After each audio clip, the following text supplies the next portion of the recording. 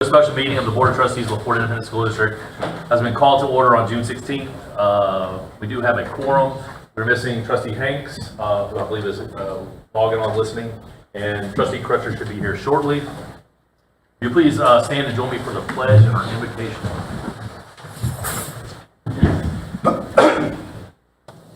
Pledge allegiance to the flag of the United States of America and to the republic for which it stands, one nation, under God, indivisible, with liberty and justice for all. Texas flag. Honor the Texas flag. I pledge allegiance to thee, Texas, one state, under God, one and indivisible. Will you please remain standing for our invocation? Father God, we thank you again for these men and women here in this room that give back so much to our students each and every single day. We ask, Father, I thank you also for our board members. I ask for this wisdom and guidance to go forward and make some decisions on, hopefully for the betterment of our district. We ask a hedge of protection over our families, all of our businesses, our community, especially now as we're facing some storms. We ask these in Jesus' name. Amen. Amen. All right. I'll go to item 3, public comments. The board will now hear those who wish to make comments and have completed and returned the public comment participation request. This section will be conducted in accordance with the Texas Open Meetings Act and board policy. Complaints and concerns for which other resolution channels are provided shall be directed through those channels. Mr. Vice President, do you have any? No. Hearing none, we'll move to item 4, discuss voter-approved tax rate election, otherwise known as a VATER. So good afternoon, Board President and board members. Just a couple of things as we get started this afternoon. Thank you, first of all, for being here. We certainly, our goal is to make this as informational as possible. Clearly, there are no action items for today, but we just simply want to talk about what we're looking to do or what we're investigating, and certainly get your input and your thoughts, and ultimately, at some point in the future, your decision making on this and your authority on that. Next slide, please. So here are just a few things that are going to be discussed this afternoon. The why LP ISD is in need of a VATER. This is for students, staff, and community. The what, the calendar of it, we've kind of outlined what the calendar will look like, the financial impact to the district, financial impact to homeowners, and then the how, the legal messaging, the communication, and the district employees and community, and how might we go about this process. But before we do that, I'd like to just share a couple of thoughts from your superintendent as to the why. As we begin our discussions regarding the possibility of calling for the voter-approved tax rate election, I believe that it is important that we first acknowledge the challenges that are facing public education, not only in LaPorte ISD, but across the state of Texas. School districts continue to experience rising costs for goods and services and utilities and insurance and employee compensation, while state funding has remained largely stagnant over the years. At the same time, many districts, including ours, are experiencing enrollment declines due to changing demographics, lower birth rates, housing costs, and increased educational options for families. Despite these challenges, Board, our commitment remains unchanged. Our mission to provide every student with an exceptional education and the opportunities that they need to succeed are our responsibility. To fulfill that responsibility, we must continue investing in the people, the programming, and the resources that make a meaningful difference in the lives of students each day. For more than 111 years, since 1915, LaPorte ISD has served as a beacon of opportunity for this LaPorte community, educating generations of students, strengthening families, and helping shape the future of LaPorte. Our schools are more than buildings. They are the heart of our community and a reflection of our shared values, our aspirations, and our commitment, our collective commitment to the next generation. It is my hope that today's conversation is viewed through that lens. This discussion is not simply about taxes or budgets. Rather, it is about preserving opportunities for students, supporting and retaining exceptional teachers and staff, and maintaining a strong instructional program and ensuring that LaPorte ISD continues to deliver on the promise of public education for many, many years to come.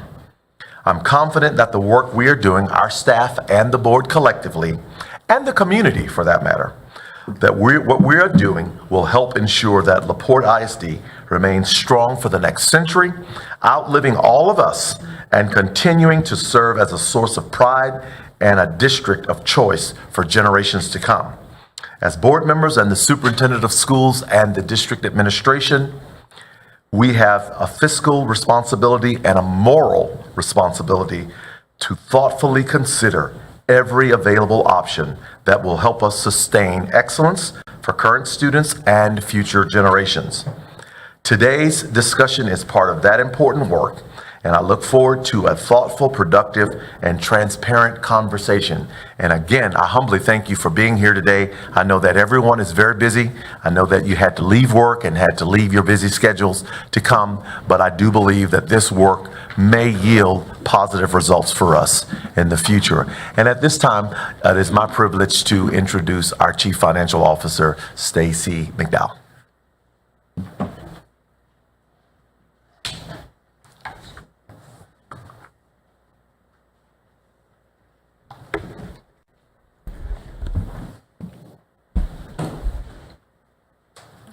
Good afternoon.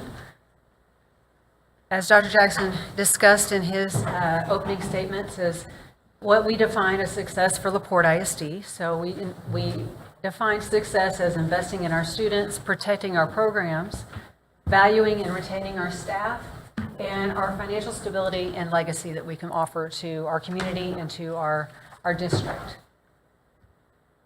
So we're going to get to the what. The what is a VADER? So a VADER is our voter approval tax rate election. So it's an election that is required if the school board adopts a tax rate that exceeds the VATR, which is the voter approval tax rate. That tax rate is calculated in our truth and taxation comptroller form that we do each August timeframe.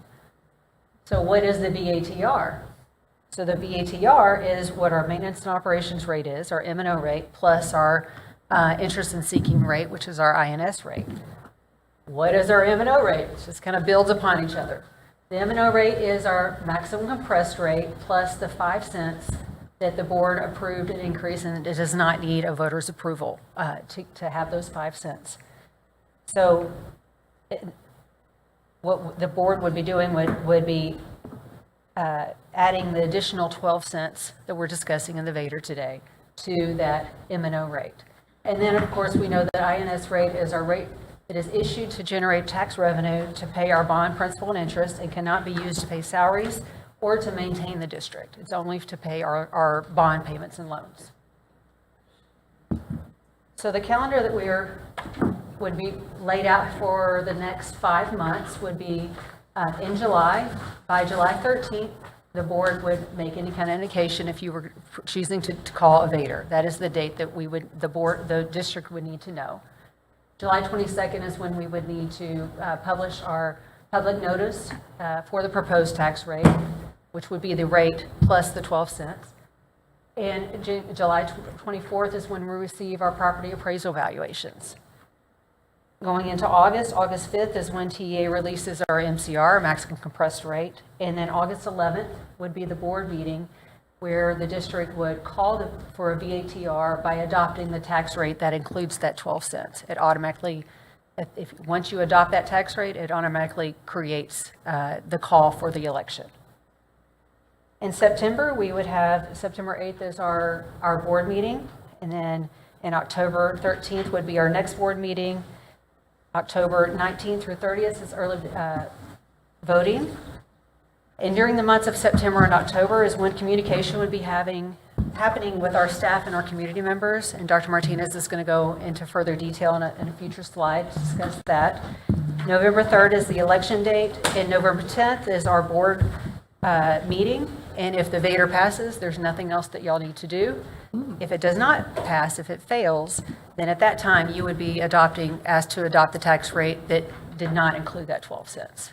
I have a quick question. Yes, ma'am. On the November 3rd election day, typically, we run an election separate from anything that anybody else does. And because that is a big election day, Correct. how are we need to think about how we're going to handle like early voting? Because people that are just going to go vote for state senator, attorney general, or whatever are going to have to vote in 2 elections. So we need to, because ours will be separate.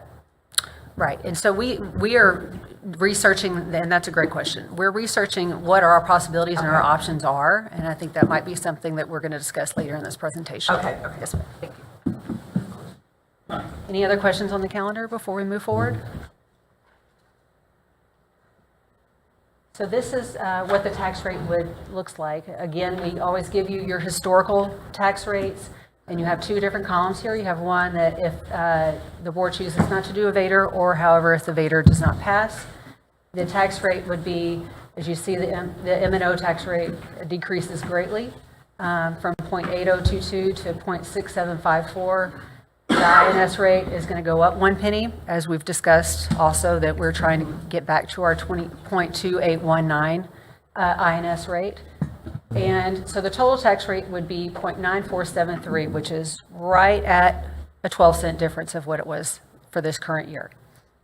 If you go to the successful Vader, the M&O rate would also decrease from 0.8022 right now, but it would be to 0.7954. Now, that includes the 12 pennies. However, your MCR is based on many different things. And so that is fluctuating right now. This is an estimate of what it would be because we, again, don't know what our MCR rate is until August 5th. Our INS rate would be 0.2719, so our current tax rate would be 1.0673. So that's a difference of 32 thousandths of a cent than what it is right now. So Can you tell us, like, I should know the answer to this. Kind of understand a little bit. Well, what is the reason on the compressed? Like, how can they just go in and reduce it 13 cents is what we're projecting? Like, how does that work? are you talking about if on the? On the M&O. On the M&O. So everything is built on the M&O side. It's built on your maximum compressed rate. And that maximum compressed rate changes every year. It depends on how many kids you have. It depends on what your tax property valuations are. And so that number that's why they have to give it to us. They give it to us after we've said, okay, here's what our property valuations are. Here's how much tax we received last year. They now have your summer PEMS data of our student enrollment and our student attendance. So they take all of that information. It's a formula that's the state. It's a formula. So that's what they build the MCR on. And so and that, again, changes depending on what happened this previous school year. And then we have the 5 cents, and then we are asking for the 12 cents, which we've previously in the previous years gotten in with the disaster rate. The Vader would give it to us. What's the variable? So we know the formula. What's the variable where we don't know? Is it the property values?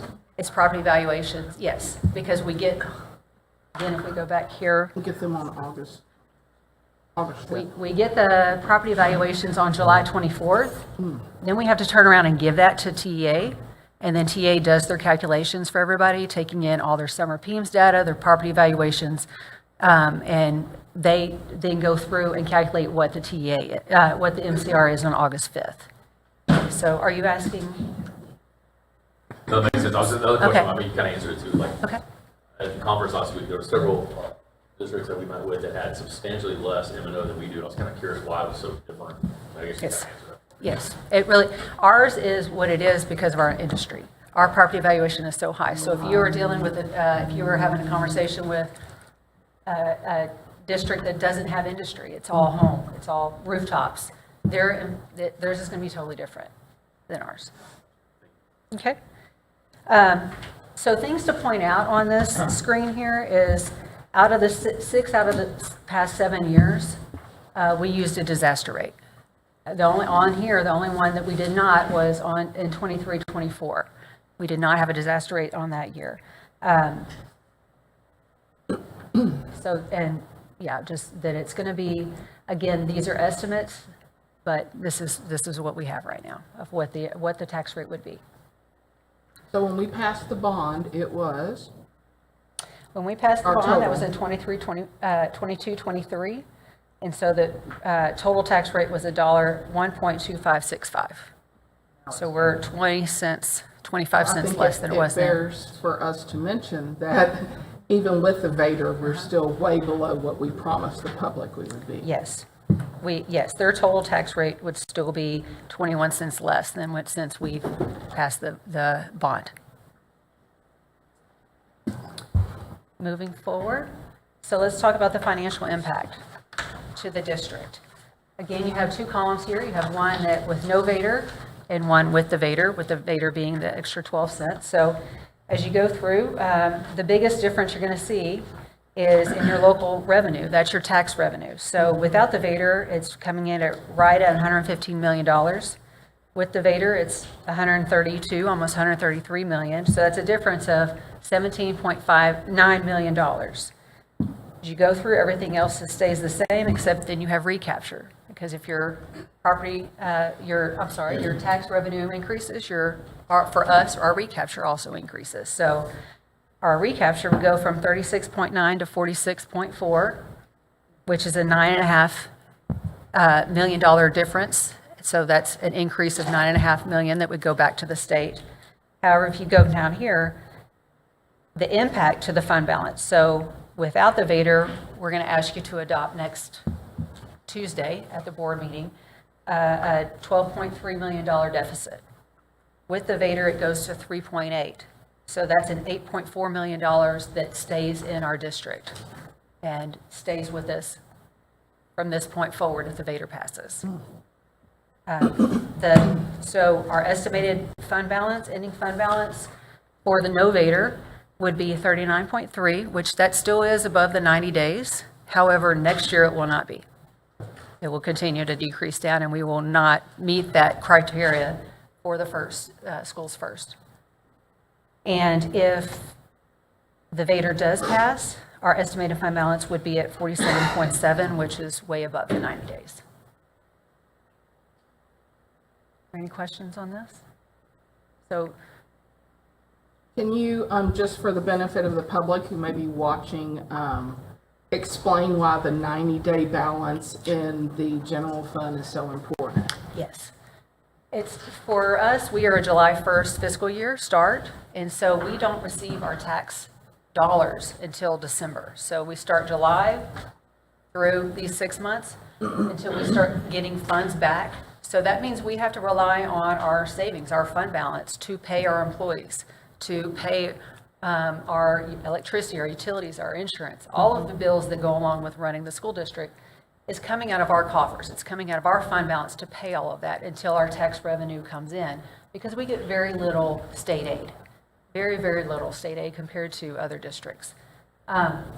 So we have to rely on ourselves to pay the bills. And if we do not have the funds, that's why the 90 days is so important, because we have to have those 90 days to get us until we start receiving tax revenue. Okay, thank you.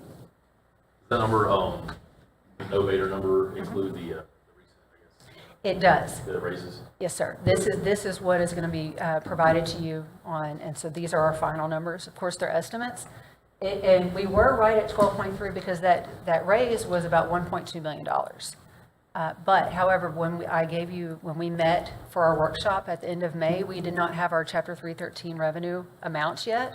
And so that offset that, our Chapter Yeah, 313. so we thought it was going to be more like a $14 million. We did. Yeah, And so that's why it's staying right where it is. Still not, this is really bad, but like.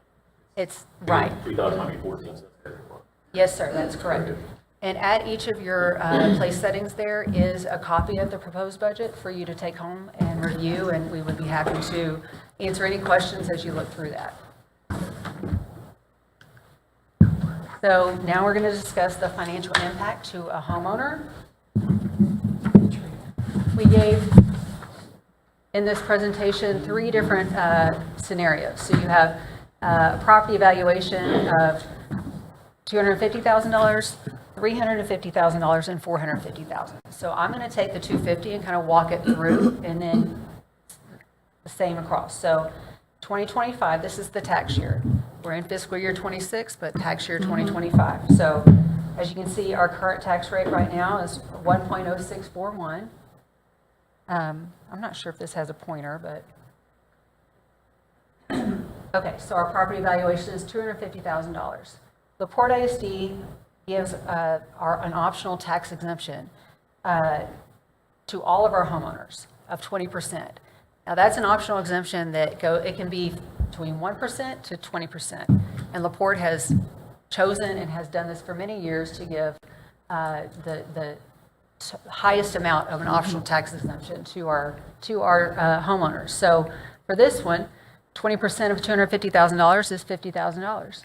Then the actual homestead exemption that is provided to every homeowner in the state of Texas is $140,000. So their net taxable is the $250,000 minus the 50 minus the 140. Their net taxable value of their home for school districts for LaPorte ISD is $60,000. So when you apply that tax rate to it, their tax impact was $638. Now with a novator, the same calculation across. Again, you see the difference from the prior year. It goes from a 1.0641 tax rate to a 0.9473.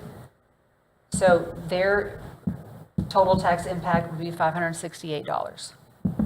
Now, if we go to the Vader that has the 12 pennies in it that we're asking for, their tax rate again is 32 thousandths of a cent higher.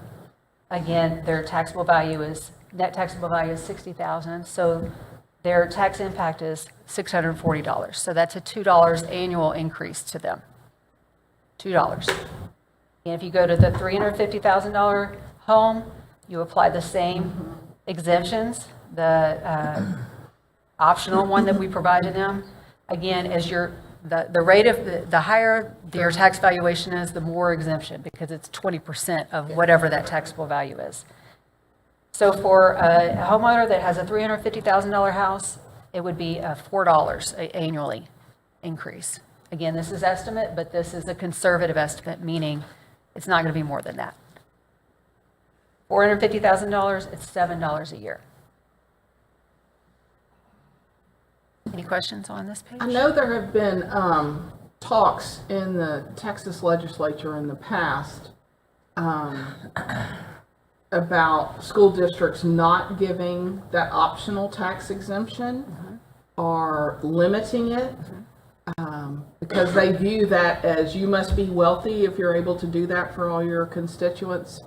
For us, it makes sense because we're not a rooftop tax base like other districts are. Could you maybe run those numbers and email them to the board at if we did 10% or if we did 0%, how those numbers would change? Would that be hard for you to do? Oh, no, absolutely not. Okay. I'd be happy to do that. I will say, if in a district, I believe the rule is, and I will also check on this, I believe the regulation that passed is districts cannot get rid of their optional homestead exemption, I think, until 2028. Oh, So okay. I will verify that, but it is what it is until a certain period of time. So you can't lower it. Okay. We will continue to give. And for us. I'm not saying I want to lower Of it. I course just want to not. look at the numbers Yeah. when we're Yeah. talking about perpetuity Great and comparison. a Vader Sure. or the not Vader or whatever. But for That's clarity, are we at the max? We are. 40,000? No, the max is 20%. 20% of your taxable value. So as you see, like for 250,000, it's 50,000, then it goes to 70,000 to 90,000. So depending on what your tax valuation of your house is, that 20% is a large thing. That's substantial, yeah. Yeah. And one thing too that I like to point out is when homeowners pay their taxes, it's not just LaPorte ISD's taxes. You have San Jacinto College taxes, you have Port of Houston. Yeah. You have all of these different things. And so if a homeowner's taxes increase, most likely it's not because of the school district. It's because, so that's just, I just want to put that out Might and be the speak city that or the hospital into or the, yeah. Well, San Jacinto into the College realm was the that, highest one for a while. yes. Yeah.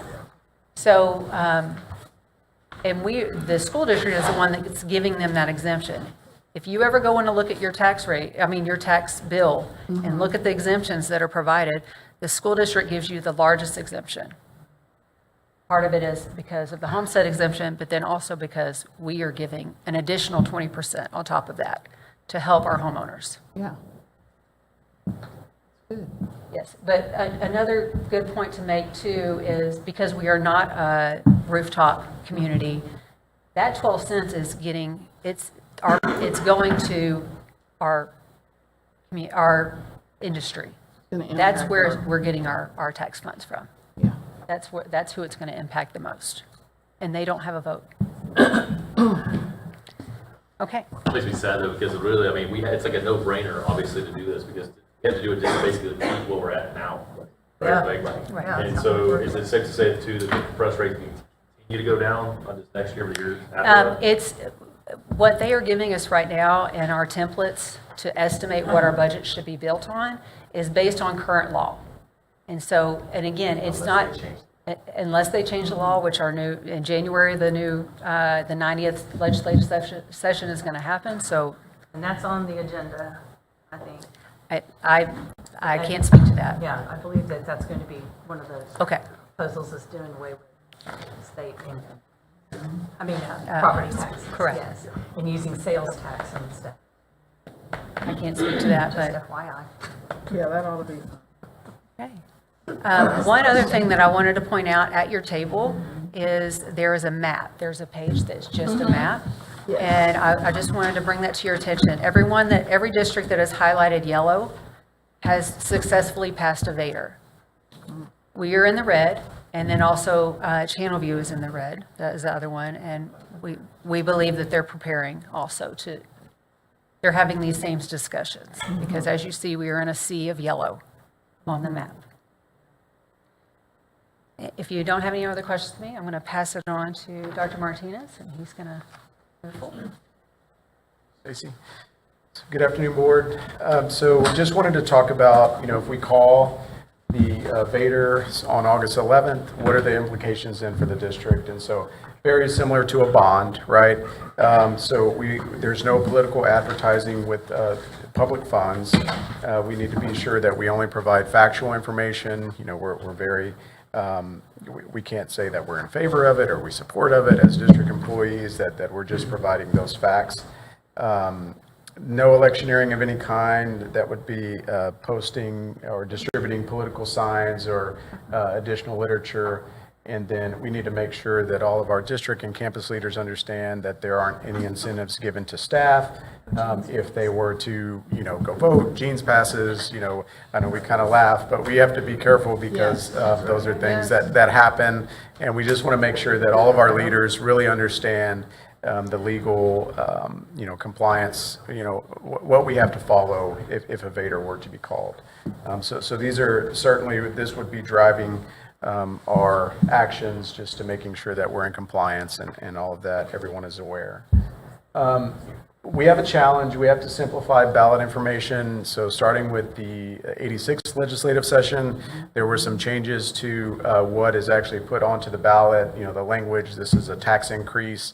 And so that we would face that hurdle is making sure that we educate the public on, what that means. I think Stacy went through and kind of showed y'all what the tax implications are and what they would be, which were very minimal. And so we would make sure that, we educate folks, which kind of ties into that consistent and repeated messaging, because as people have questions or have, we just want to point them to the facts.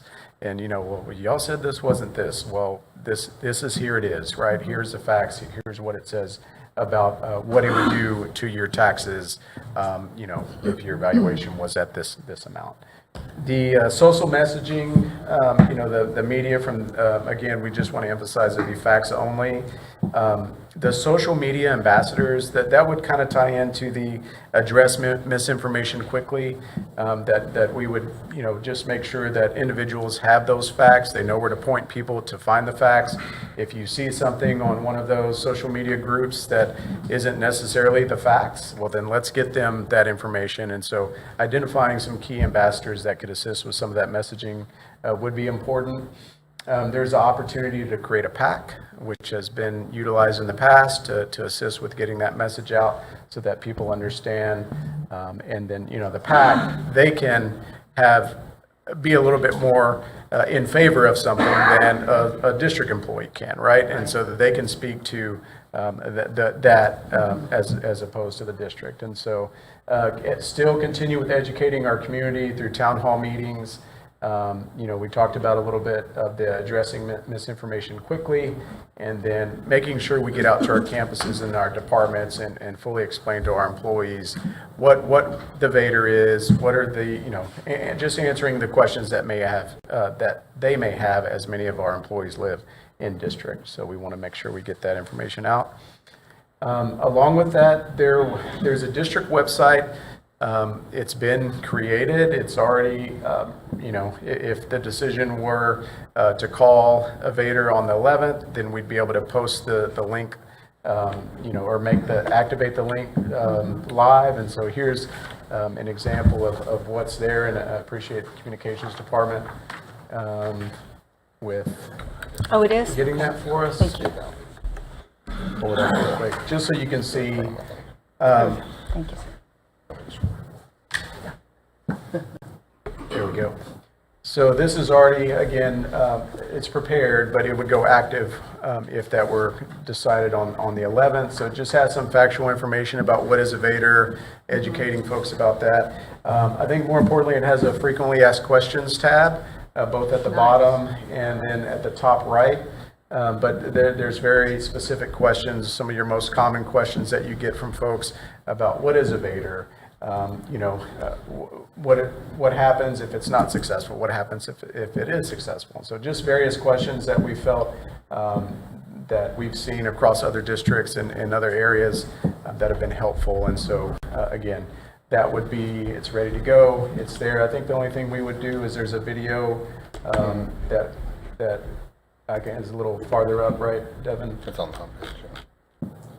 That we would replace that video with a little bit more informational about this specific VADR. But again, those are the things that as a district we would be supplying and getting out to the community. And again, this would be a point of reference for those folks, those social media ambassadors. They can point people to, it's funny you had that question. Let's go to this site. You can see it's answered here, and then also where they can go if they have more questions. We love to include things like our recapture, as well as our current tax rate and how it compares to others, certainly the Greater Houston area and across the state. Absolutely. So any factual information that we want to include on there, if we feel like it's important, those are certainly things that we can add to that I website. think that chart showing what our tax rate was when we passed the bonds versus what it is now, this one would be good, because, we know that's what that's gonna be concerns, is why did we pass a bond and now we need to raise taxes? I would encourage you guys, this is a great start. Yeah. I met with the superintendent of Port ISD. So after 2017, hurricane that came through there, demo, they didn't have one operable building. At the end of that month, they had to make a $25 million plus recapture payment. They didn't have a building that had electricity power, the banks weren't open, and yet they still had to make this recapture. They kind of got tired of so she sends out a letter every year, a stakeholder letter, and lets everybody know they picked a house of an employee in the district, and so it shows them here's your tax rate for a $300,000 house, something like that, as it's gone up over the years. And it's really cool, the graphics and the stuff they put out there. They put in the newspaper, it's all over social media, and it's all these different platforms. It's informing people of so on this, if you're a $1,600 ISD tax bill, they show how much it actually goes to the district. In their case, it's $480. And so, but they have these amazing graphics, and it's all, so in that presentation, they said, you guys can have all of this. And one of them, it sounds silly, but the way I'm visual. So they had a picture of a dollar bill, and so every year it shows your dollar bill. It shows it's the green area, but it's color coded, so how much it goes back to the state. And so that kind of stuff to include on this website, to me, again, as somebody that, I'll read through it, but man, you again, I'm childish, I guess, but pictures, it shows, but the recapture, man, people don't understand. You see that tax bill? We have a lot of people, I talk to some employees in my office, they don't even know, because everything is escrowed out, so they don't know that they're getting additional homeowners exemptions and stuff. So as much information as we include on this, obviously it's all factual, right? But when you Google search, literally just started out said, how does LaPorte ISD tax rate compare to others across Texas in Google? Google came back, LaPorte has a total adopted property tax rate of 1.0641 per $100. That rate is significantly lower than the statewide average for Texas school districts. It sits on the lower end compared to neighboring districts like Greater Houston. These are facts.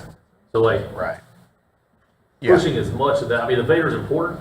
People understanding like, hey man, for less than a cup of coffee, like we got to do this 12 cents so we can continue to give raises, continue to operate our school district, right? So, Also showing, like Deanna was talking about, showing that we do have this extra 20% that a lot of other places don't offer, that we have had a significantly lower tax rate historically, and that even with changing this, we're still lower. Yes. Yeah. I think that's just a very good comparison to see. When I explain that to my siblings who live other places, they're like, wow, really? You know, they're shocked. So. And I know when we were talking earlier about our tax rate and what people perceive to be the LaPorte ISD tax rate. You know, I had a friend that was living here, moved over to CCISD and said, their school taxes are so much cheaper. And I'm like, it's not their school taxes, it's the other things. And so she You have to pull realized, the tax bill. but I mean, still she was paying less taxes because she wasn't, Yeah. but it wasn't LaPorte ISD that was the issue. It was Yeah, other like things, Stacy yeah, said, like you yeah. said, so. We need to make sure they understand, County versus Galveston. Right. yes. also too, you already talked about this, but like the legality of like conducting an election itself, are we allowed, I'm not saying, are we allowed to do the election ourselves and not have it tied to Harris County? Is that even a possibility? We can That's how investigate. we've I just- always done it. well, We have done that in the past, but this will be the first time we've had a Vader, so I just want to make sure we ask the right questions. Added about that this. wording, I think. What, you have to put it on the, you have to have it at the same time. They can't tell you, I don't think they can tell you how you have to put it on the ballot. I mean, we always Fort runs a separate election from Harris County anyway. When we do city elections, school board elections, we're not on the Harris County ballot. It's We've two Now, one year been they doing like- it both ways, because I was. Yeah, he was the year. There's been some things that have changed since then, even since I've been here. But what we will do is we'll investigate all that and report back out to you guys. Yeah. What are the options that we have? If we have the option to do it on our own, we'll do it on our own. Yeah, can you give us like, so if that is an option, I think I'll push for that as well. Yeah. Can y'all give us some analytics? Like, I know we're gonna probably utilize a consultant. Can they tell us like, hey, you know, if it is able to separate it out, is there a higher percentage of it keeping it local? I believe there probably would be, as opposed, I bet at passing as opposed to like having to go through like a statewide where you got more people coming out because they're angry about something. We'll do some investigating and we'll get the board to report. Yeah. And one of the things that's really scary is just seeing that the state's not funding stuff they said they were going to. Right. And I realized that the 7 districts that had that happen were large districts, but still, they depended on that money. So that's a little concerning too. We could wake up tomorrow and they go, oh, never mind, we're not gonna pay for that. I don't want to speak out of turn, but I want to share just a couple of things, because sometimes our people in LaPorte and folks that care about us and folks that work here often see what's going on in other districts. But generally, they're having a higher tax rate. And so you get things done when you've got revenue coming in to be able to do those things. I mean, that's just the bottom line. And so sometimes we're looking at what somebody else is doing, but you can see just in your data and the facts that we have one of the lowest tax rates in the whole Houston area. And so that's not something we definitely want to be a bragging right forever, you know, when it comes to our students and our future. I want to take this opportunity to introduce Ronna Johnson to you once again. She's no stranger to LaPorte ISD. She's a marketing professional and a friend to LaPorte ISD, by the way. She supported us and supported our work in the 2023 bond. But just a little bit about Ronna so that you'll have some context as to who she is. Not only is she an elite professional, but she is a graduate of Leadership TASB. She was a former board member for many years in Georgetown ISD and served as a PAC chair in her previous life and has successfully passed Vons and Vaders. And she's going to share just some thoughts and some ideas and some strategies by which we can take advantage of with her support, should we decide to go in that route. I want to be very clear and very open and public about, we have not entered into any agreements with Rana as of this time. But we have had a relationship with her, and so I wanted to invite her with the board's approval and the board's permission to bring her in, to just have a conversation about what's happening across the state, how is she supporting people and supporting other school districts, and how might she be able to support us. And without further ado, Rana Johnson. Okay. Just kidding. I'm kidding. While they get that hooked up, I do want to say how excited I am to be back here today in LaPorte, and lucky that LaPorte Looky there. ISD and Advantage have the same brand. So, no, we had such a great experience as a team at Advantage, working with the LaPorte ISD team and community. But the work that was done here is some of the most significant work that we've done in 15 years, particularly not only the building upgrades, but with the fantastic facility that was built here. So, anyway, let's see. How are we doing, guys? I gotta get the clicker plugged in. I think that's what that little black thing, unless you want me to use yours.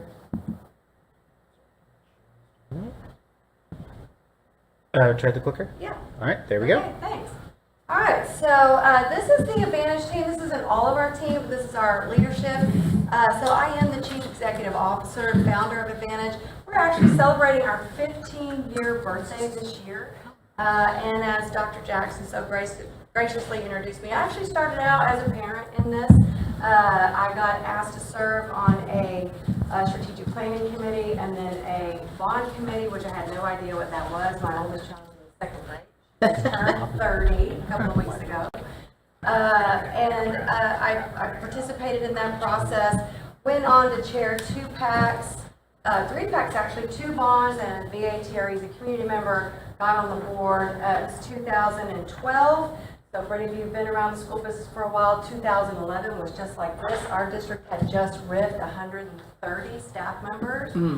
And the board president said, between that and the second high school, I can't do this anymore. Would you tap me in? So we still had a lot of work to do. We were in the same situation as you guys. So I've lived this before and worked through it as a community member. We did have to do a TRE and then 2 bonds while I was on that. So I have experience with that, but as you'll see here in a moment, the Advantage team has done over 300 school district elections in 15 years.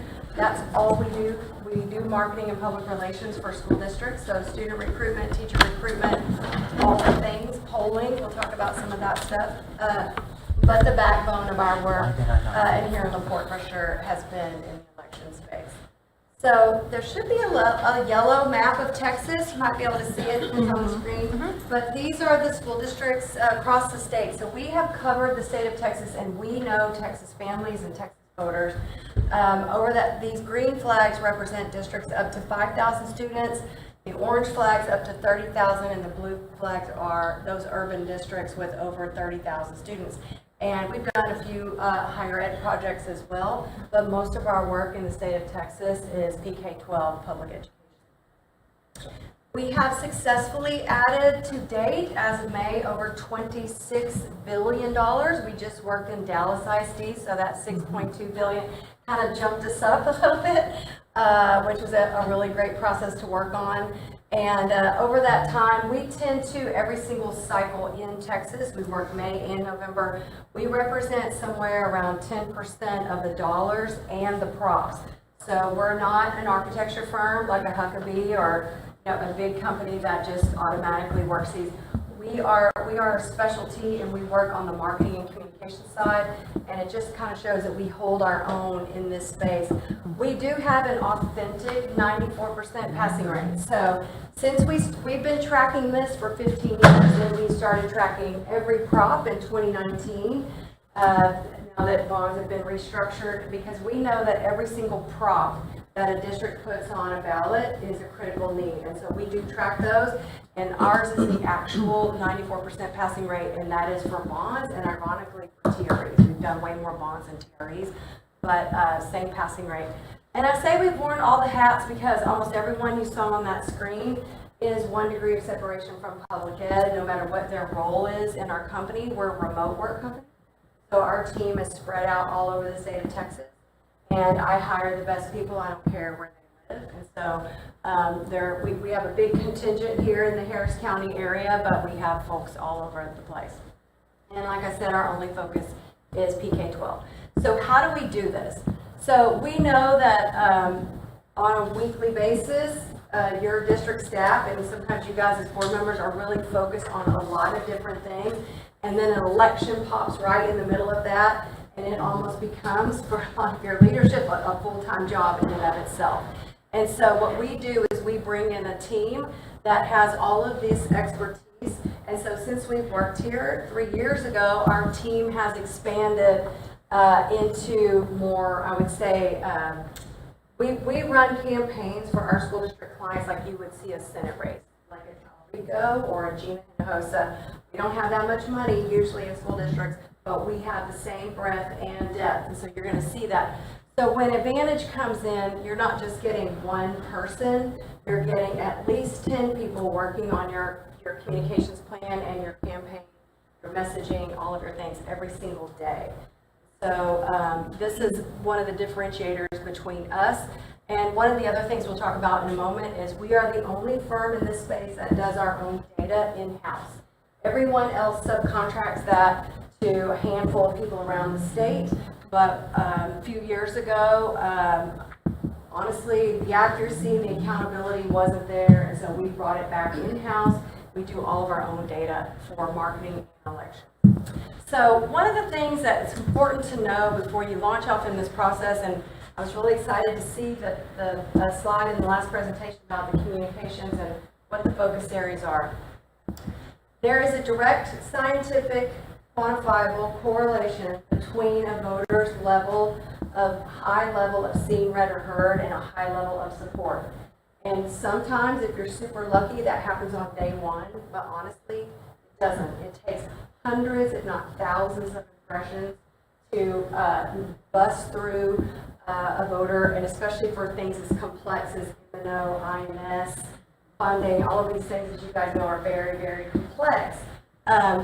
We have to do a lot of messaging. So this is from an actual survey in Garland ISD from last November. And this was taken about a week before early voting. Now, one of the things that we're going to talk about real quick in terms of polling, and I would add that to your list of things to do going into this election for you guys, is this was a week before early voting in a low turnout cycle. And this district had done a poll in June that showed they should win around 62%. So they're on a kind of a rinse and repeat, but we know from doing this, that kind of reading the room, that there's a lot of risk in getting these voters to a high level seen, read, or heard, and they're a much larger district, so a lot more people. But we know from doing this that polling that Republican voters tend to reject or don't want to hear these messages. Democratic voters love these types of elections. So we can move Republican voters, which we have a lot of, we can move them through this process, but it looks a little bit different. When we did this poll, Garland ISD was at 50-50. We count for early voting. But what we saw is that a lot of the things that we were doing with the typical low election turnout were working, and that these voters were seeing. So I want you to kind of log that in your mind for a high level of seen, read, or heard is what we're doing. And the advantage strategies, 70% of voters have seen, read, or heard Garland ISD about this election. Let's see. Okay, the way that we do this is, and I'm not going to go through all of this, but we actually use what's called the old marketing funnel. We actually build this funnel for your election. It's not physical.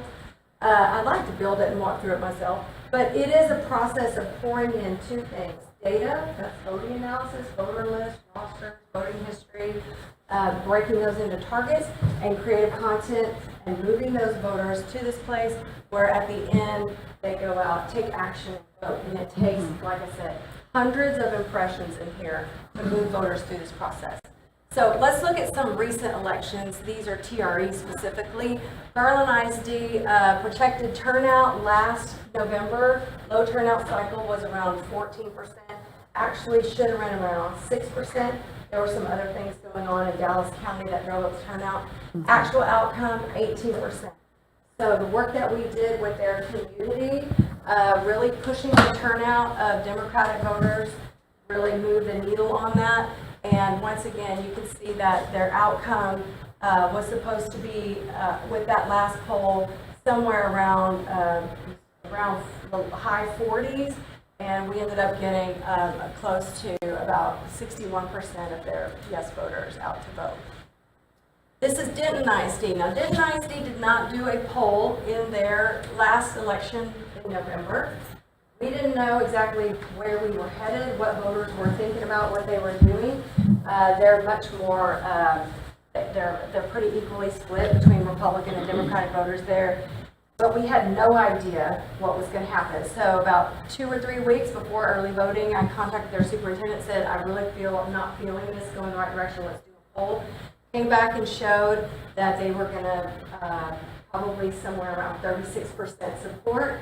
She said, that's not going to work for us. We have to win this. And so with mobilizing their community and once again, hyper-targeting voters that we knew were supportive. So not just yes voters, but voters in that poll that met certain criteria, that we were able to shift all of our digital advertising toward those voters.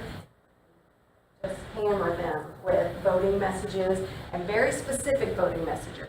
I'll show you some of those in a moment. Liberty Hill ISD much more resembles this district. Had failed an election the year before and was in the same situation where we have to do this again. So when we came back in and reworked their election, reworked their messaging, were able to pass them at exactly what their polling showed, which was 52%. They had a very active PAC, but in a low turnout cycle, sometimes it's hard to get people to the polls. And you're asking about polling, that's going to be a really important thing here. And that was something in that district of Williamson County, highly Republican county, not that supportive of school district elections. And so they could not get any additional polling. So that is a district by district conversation, and here in LaPorte we had really good success with that. San Angelo ISD, last year we did, or I'm sorry, 2 years ago, we did a VAT for them in the Vader, I call them Terry. So Vader in the fall, a bond in May, and their results came in around 54%. They were projected to also not pass their election, but through, once again, a lot of work with turnout, we were able to move the electorate to the polls by increasing their turnout almost 3% over history. So voter behavior is something that stays relatively the same.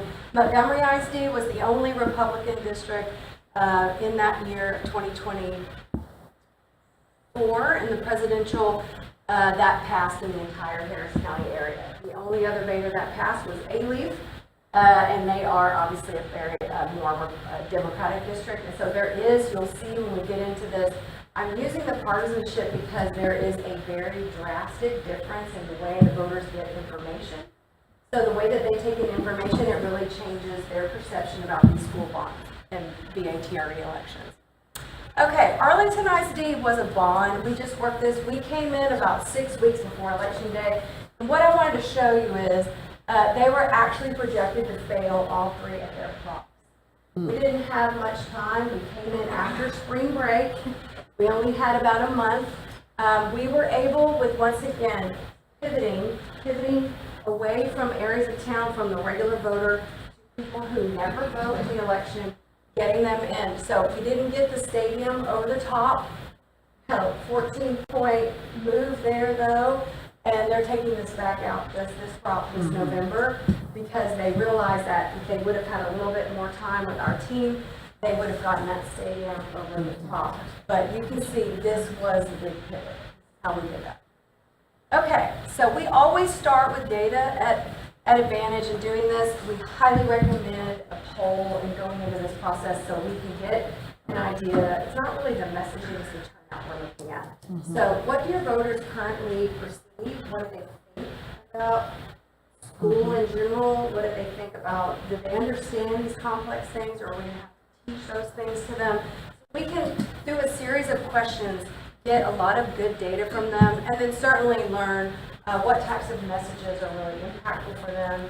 And that is one of the things when you're doing 12 pennies or even exploring more than 3, you get a lot more use out of the pennies that you're collecting, and so we can message around that. And so the more money there is, the more programs or the more students or teachers you're able to impact. Even if you're putting that money in fund balance, you're going to be able to actually maybe restore or keep some of the things that you've had in the past. So the backbone around this data collection that we do is you don't know who you don't know. And so in the school district business, you guys would be in the black circle. That's me when I was board member. I got every communication from the district. Everything that went out came to me. As a parent, I was opted in. So I was on Facebook, I was on Instagram, I got all the emails, right? So guess where I am right now? So I went from here to here to here. And the person I live with, he's not 65, but he's a retiree. We now live in a school district where we get 0 communication from our district. And I'm not faulting them, and I'm not going to name them. So rather don't say it out loud. But I'm saying that because our communications in the school district is geared toward people who want to talk to us. But we don't really know how to talk to people out here that want to hear from us. And this tends to be expensive, right? I know you guys used to have a mailer, magazine, and newspaper. A lot of people have gone away from those things. And they're only emailing people who've opted in. They don't know how to reach all these other people. So what I'm going to show you is how we do that. So first of all, with voters, I always say if you have a spouse or children, you already know this, past behavior is the best predictor of future behavior. And we know a lot about voters from what they've done in the past. So we collect election data from the state, just like you guys would when you ran for your seat. Someone gave you or you went and collected the voters most likely to turn out in that cycle, and you built your campaign around that. So we definitely do those things, but we also purchase and append that list with a lot of other characteristics about voters that make it really super useful for them to target and break them into segments. So when we have certain kinds of projects or you're going to use funds for certain kinds of things, we can actually create segments so that we can send messages to certain voters with those messages at certain times. So here's a picture today of the voters in your district, and it's very young. Very young. It looks really good. You've got about 23%, almost a quarter of tax-frozen seniors. You've got this group of 50 to 64 that may no longer, like me, have kids in school, right? Want to go on vacation, maybe buy an RV. May not be as interested or plugged in to this. I'm not saying I'm not. I'm just saying that's the profile of this voter. And so these are things that we start to look at to go, okay, what are we working with? So we're looking at that polling data. We're looking at age of voters. We're also looking at partisanship. So you guys don't have to, you can pretty much tell what your partisanship is, right, by looking at this map. But one of the things you may not realize is you're a lot more purple than you know. Is this a surprise to anyone? No? Okay, good. So what this tells me is we're going to have about half the people that we're going to have to pull through this process. We have another half of the people that are going to love the things that you're talking about. They're already going to start out in support. And so this is a great position to be in. And then these types of things help us as we move through this to know how do we, once again, segment messages or utilize maybe your community group to do door knocking or other types of activities that encourage turnout in certain areas to make sure that we get. So in a midterm, which is what we're facing, governor's race, we would normally see, we used to see about 35% of Texans participate. Last two midterms, almost 50% across the state. So people are actually participating. Presidentials used to be 50%. They're now over 65%. So this was your last turnout model from May of 23. This is the number of voters that you had by age. So you can see it's shifted a little bit older. I call these folks water voters. That's kind of what I am. I moved to live on a lake after my kids are all gone.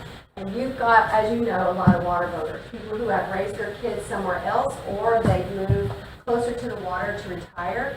And so they take in these messages differently. You can see that segment of your group has grown a little bit. And in the last election, which we'll see here in a second, we were targeting about 8% of the voters to turn out. This coming election, your voter group has grown just a little bit. You can see that a little bit more retirees have moved into the district. And we can look at the presidential election from 2 years ago. Once again, about 2/3 of folks participated in that election. The midterm election in 2022, we saw 41%. But look what happens to these folks as we get to a low turnout election, May of 2025. 95 people out of almost 29,000 folks.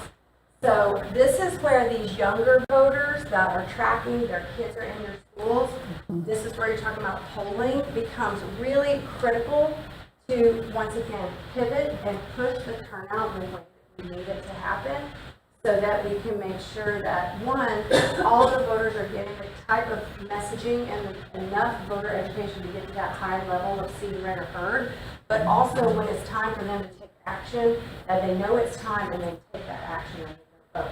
So naturally, we're going to see about 50% of them make their way to the poll. Now, one of the issues that we have that you guys may not be aware of that snuck through the last session is the VATRE language now says this is a tax increase.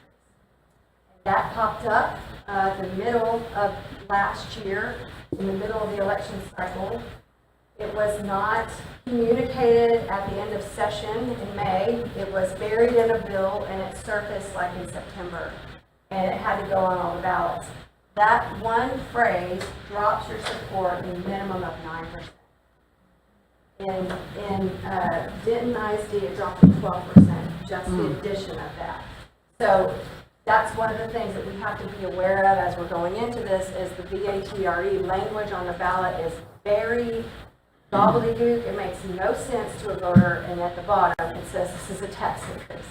So these are the kind of things that we start to look at when we build these plans and we're looking at polling.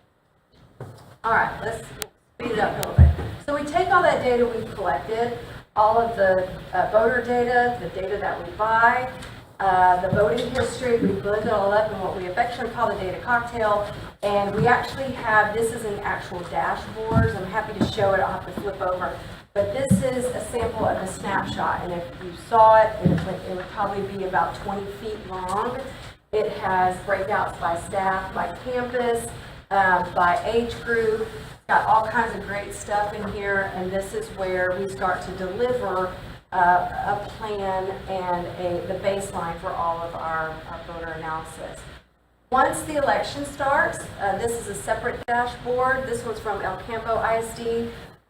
This is just once again a picture of that, but this is something that we send to the district and to you all every single day. It also goes all the way down. It covers partisanship, age of voters. It covers all the staff turnout by position, by campus. So you've got this great analysis every single day so that we're tracking that turnout and managing it so that we know what's happening. And then I'll wrap up this data portion of this on the polling location. So the last time that we did this in 2023, one of the things we realized is it was a lower turnout cycle was we needed to make sure that a lot of your local folks who work in the plants or who leave the district every day had the ability to vote. So we located the polling locations at the very north of the district, the ingress and egress. We located one on the west side of the district, and then I think we had one out somewhere around HEB. We swapped one, made sure there was one smack in the middle. I was like, where do people go when they're not at work? And they're like, HEB. So it's like, okay, HEB, Walmart, let's make sure. So if you have the ability to do your own election, now state law requires, it requires school districts to contract with their county, but there are exceptions to that, and I know that you guys have those exceptions. So what it gives you the ability to do is, if you have to contract, Harris County is going to dictate where your early voting locations are. They're going to decide that. If you do your own, you guys get to decide that. So even though there might be a little more expense doing that, you're used to doing that, this is something that will be very advantageous for you to make sure that polling is accessible. And the thing that we have to determine is that your polling locations are either with theirs or open, they have to be open the same hours as the other ballots. So this is something that Dr. Jackson, I've already talked to Stacy about this. These are things that we can look at and start to map the turnout and the, how to piece this together to make it easiest to get the vote for this. So there you go. We want to get the vote out. So here's the fun part. This is not that the other part is the fun, but this is the part that most people are thinking about is the creative. So we do build, we use Smartsheet. We have an online 24-hour-a-day interactive campaign plan that we use and build so that everyone on the Advantage team and the district team can work remotely and keep on track with what tasks are coming up. And I want to say here before we talk about messaging, school district elections are not about taxes or brick and mortar. They're about teaching and learning. So as you start to think about the TRE election, that's going to be the first thing that you have to think about is what barriers will this new money remove? What kind of barriers are we currently facing? Like we can't give a raise, we may not pay, these may not apply, but what kinds of things do we used to be able to do that we can't do, or we may have to give up if we don't have these funds? And so this is the way that we start to look at messaging. So we do a lot of work with messaging with the district. This is a sample of your messaging last time. You can see it was almost like a little booklet in and of itself. All the things we've captured about the bond. We'll do the same thing for the TRE.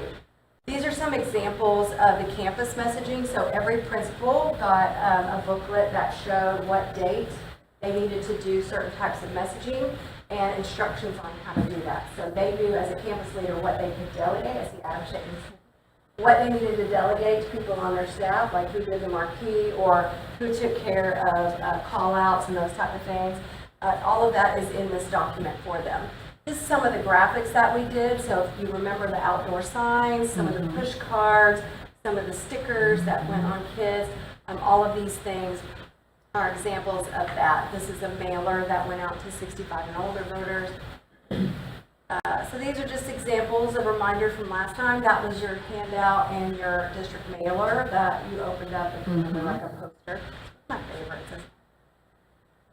So here's some imagery from a video. I think that was actually videos that were done for just a sampling of that.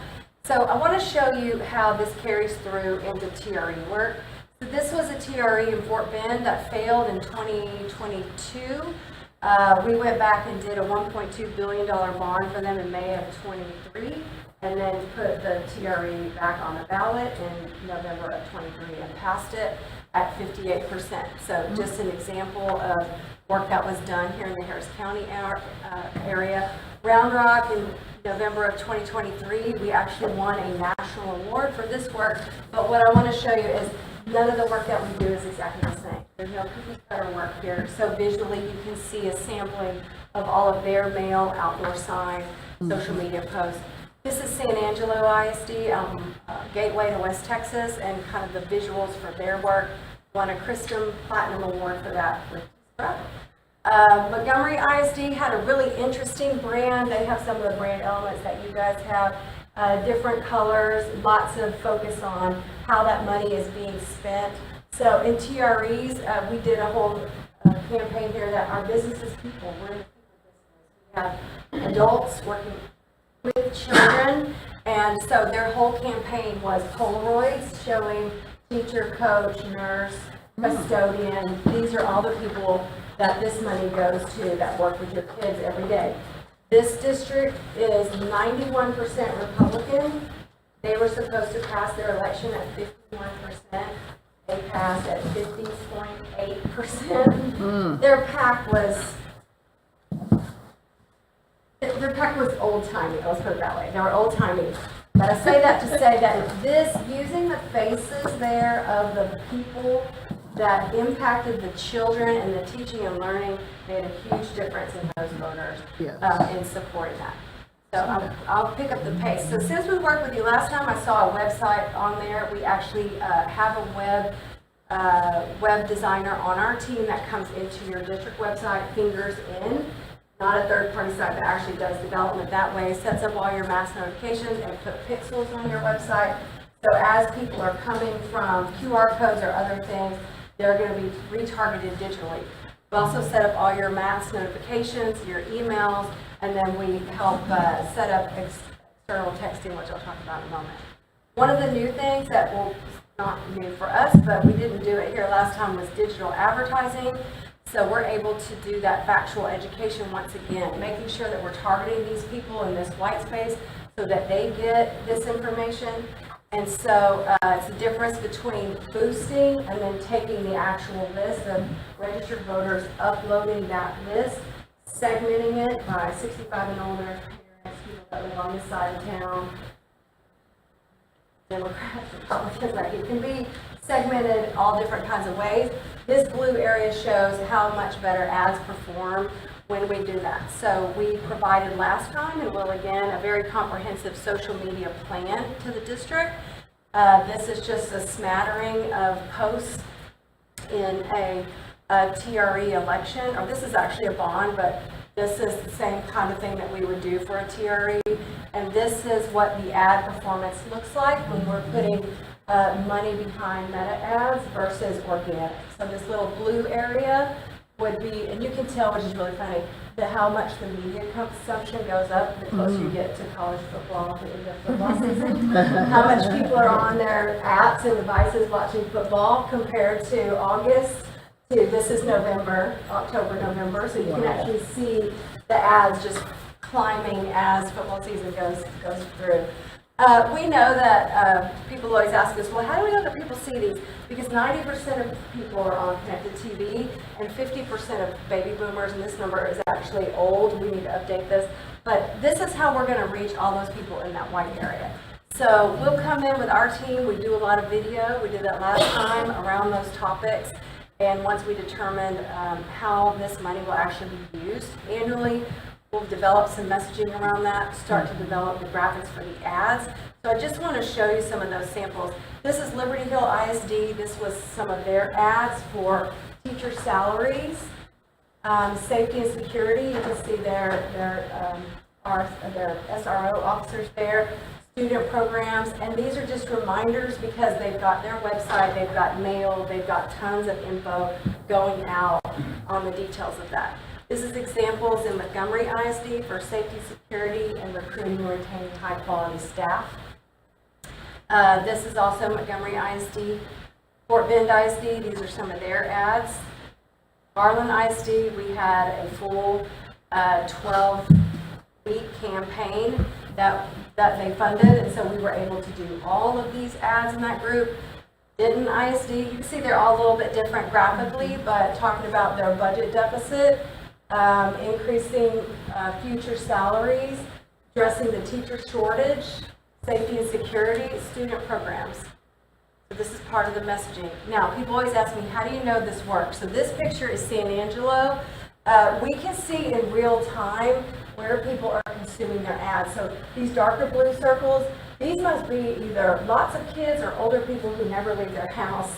And in this map in Garland ISD, there's thousands. It says like 3,000, 5,000.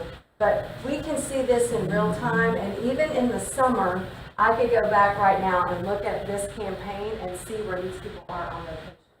I can't see them, but I can see that they're on their phone in Florida and they're consuming ads because they still have pixels on their phones. And we also have the ability to geo-target, so we can place those ads like on your stadium this fall. So anybody who walks into that stadium is going to get picked up. They're going to get that pixel. They're going to start getting all these ads. If they weren't in our target group, they are now. And we're also doing external texting to voters. So we're able to, just as you guys do mass notifications or through your parent messaging, we are actually doing that directly to voters. So yes, voters will get another annoying text from Porte ISD, but they do read them. We all read them before we delete them. Most texts are read within the first 3 minutes. Even if you delete it, it's way cheaper than mail, and it really gives us about 10 or 15 impressions. put video, storytelling, and all kinds of things in there. So here at Advantage, we are cranking out the work. This is just our laundry list of what we've done over the last 3 years in the digital area.